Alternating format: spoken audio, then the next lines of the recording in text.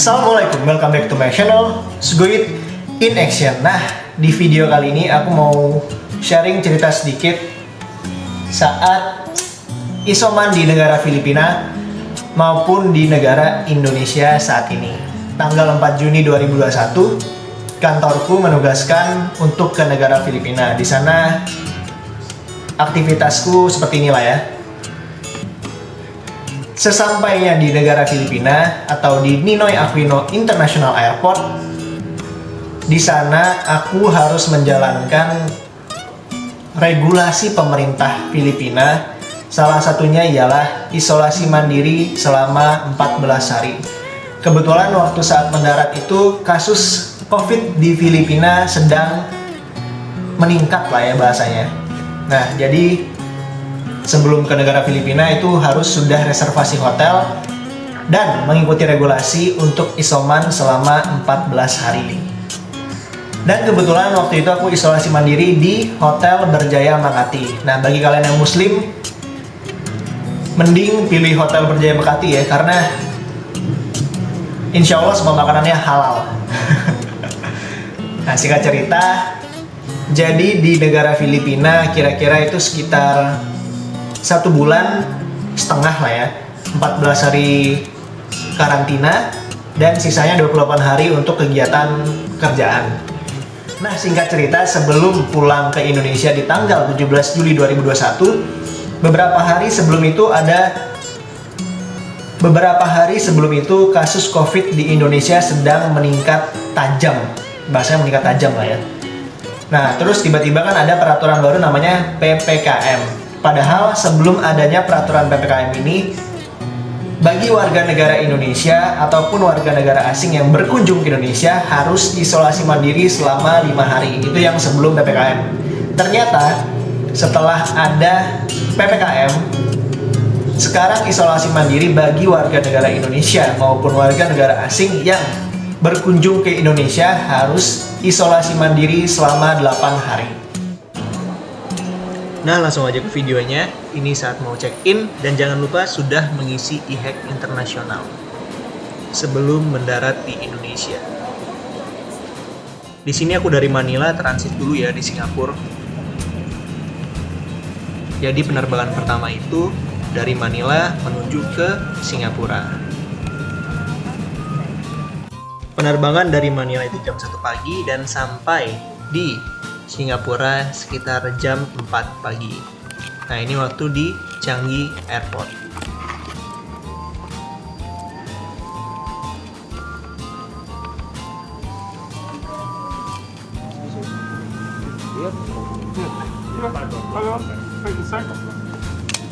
Sorry.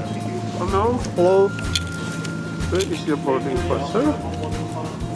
This one. Inside. Okay, it's okay. Okay.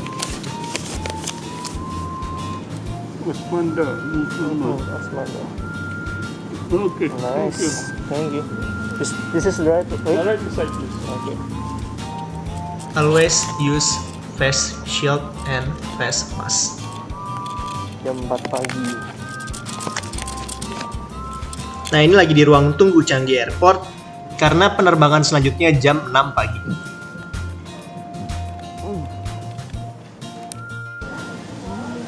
Boarding time, lumayan rame ya yang mau pulang ke Indonesia.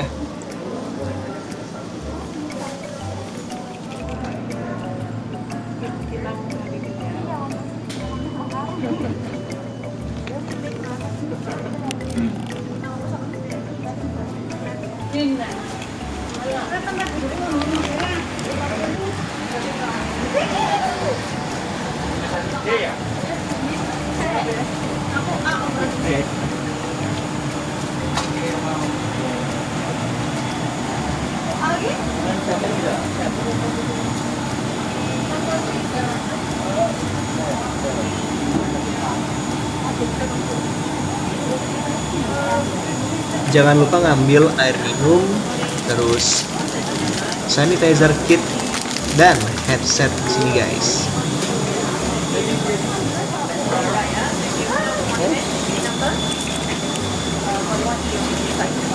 morning. Okay. Thank you. This is the good morning.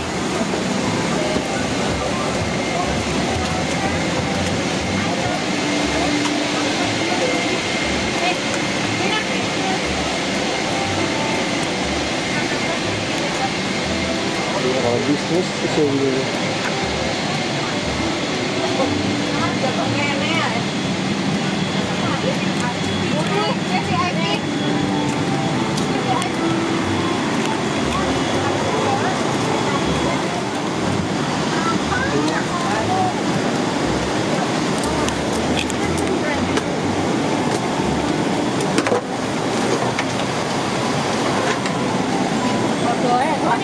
Morning. How are you? Fine. How about you?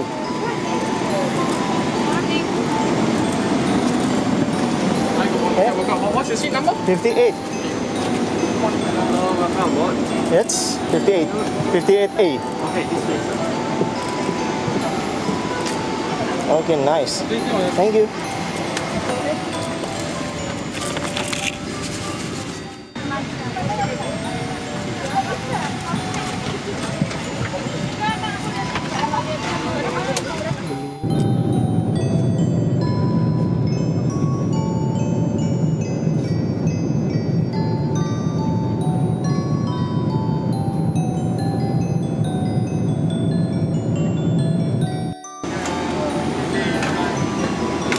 Akhirnya mendarat juga di Indonesia. Bye. Bye. Thank you. Bye. Bye.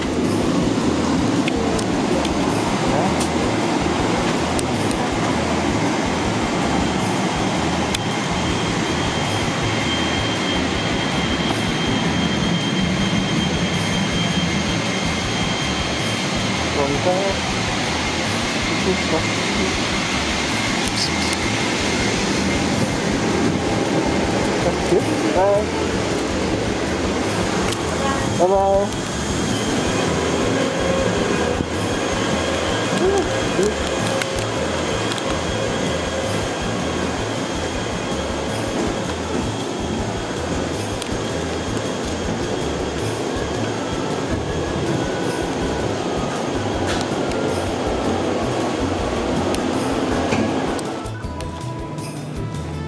Nah, di sini titik pertama untuk mengisi data diri setelah mendarat di Soekarno-Hatta International Airport. Nah, di titik ini nanti kalian minta formulir sama petugas yang sedang bertugas.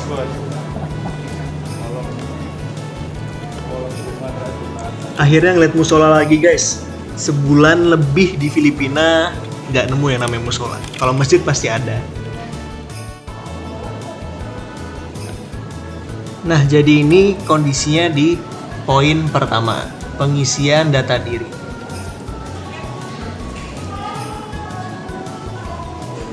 Nah, ini maksudnya minta formulir seperti ini. Satu lagi? Di belakang. Oh, ada teman saya. Ada berapa? Satu lagi. Terima kasih.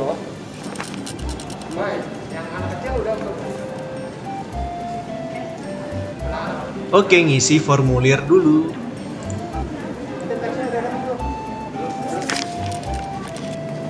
Nah, nantinya kalau kalian udah selesai mengisi data diri di form yang pertama, selanjutnya kalian ke tempat yang poin kedua.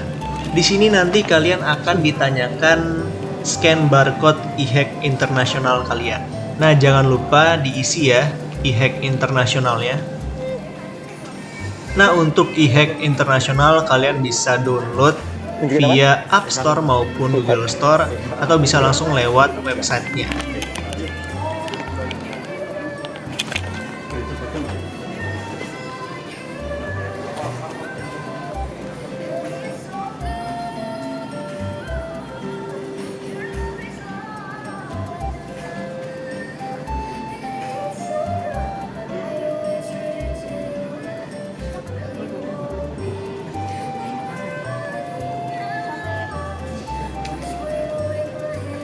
Ada internet nggak, Mbak?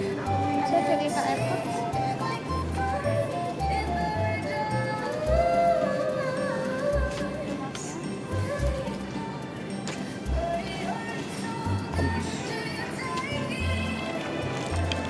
Nah, setelah selesai scan barcode di tempat pengecekan kedua, di depan ini ada tempat pengecekan ketiga di mana nanti kalian akan ditanyakan isoman di mana. Nah, di sini nggak bisa ngerekam sama sekali. Setelah ini kalian akan isoman di mana. Gimana ya bahasanya? Gitulah intinya. Nah, ditanyain isoman di mana, terus akan dicek validitas PCR kalian. Di spot ketiga, bakal dilakukan pengecekan kembali untuk stempel kalian akan di isoman di mana, hotel atau Wisma Atlet. Nah, nanti di spot keempat, setelah kalian mengambil bagasi kalian, ada petugas yang mengarahkan kalau kalian sudah booking hotel sebelumnya akan melewati jalur yang kanan. Kalau kalian akan menggunakan fasilitas Wisma Atlet, kalian akan menggunakan jalur yang sebelah kiri. Jadi antara terpisah gitu loh, bagi orang yang sudah booking hotel dan menggunakan fasilitas negara Wisma Atlet. Lalu habis itu ya normal ya, ada custom declaration. Nanti di spot kelima ini kalian akan diarahkan untuk menggunakan transportasi yang sudah disediakan oleh pihak hotel. Nah, kalau misalnya kalian yang menggunakan fasilitas Wisma Atlet, nantinya akan disediakan bus Damri dari pemerintah untuk menuju ke Wisma Atlet. Setelah sesampainya di hotel, kalian akan dilakukan tes PCR kembali. Kayaknya udah berapa kali PCR ya, sampai udah bosen lah. Hasilnya itu harusnya hari ini. Ya doakan negatif, jadi tinggal menjalankan isoman selama 7 hari. Nanti di hari ke-7 akan dilakukan tes PCR kembali. Jadi itu mungkin gambaran kecil ya, bagaimana regulasi untuk warga negara Indonesia yang baru berpergian dari luar negeri. Nah, mungkin ada juga pertanyaan dari teman-teman. Misal ini ya, ketika landing di Cengkareng, apakah dikawal petugas bandara untuk langsung ke hotel karantina atau bisa sembunyi-sembunyi cabut ke rumah? Nah, kalau yang untuk ini, tadi kan udah jelasin, ada beberapa spot, ada beberapa titik spot yang lumayan banyak ya, 5 apa 6 tadi ya. In my opinion, menurut opiniku, kayaknya cukup sulit untuk bisa cabut ke rumah. Karena untuk kalian yang sudah booking hotel, mungkin ada chance untuk bisa cabut. Sebelumnya sebenarnya aku udah tanya sama petugas di beberapa titik, siapa sih yang boleh isoman di rumah? Misal nih kayak kalau kalian punya rumah dan tinggal sendiri, bisa nggak sih langsung isoman di rumah tanpa harus isoman di hotel ataupun di Wisma Atlet? Nah, yang diizinkan seperti itu hanya untuk orang-orang yang berjabatan penting seperti menteri sampai ke atas. Nah, itu boleh tuh isoman mandiri di rumah masing-masing. Ikutin aja regulasi pemerintah biar negara kita tidak di-ban oleh banyak negara lagi. Karena di Filipina pun Indonesia termasuk yang di-ban di 2 minggu terakhir apa seminggu terakhir ini. Intinya jalanin semua protokolnya agar negara kita cepat kembali turun kasus COVID-nya. Ya mungkin sekian dulu ya yang bisa aku jelasin dari pengalamanku. Terima kasih yang udah nonton. Dan wassalamualaikum. Bye.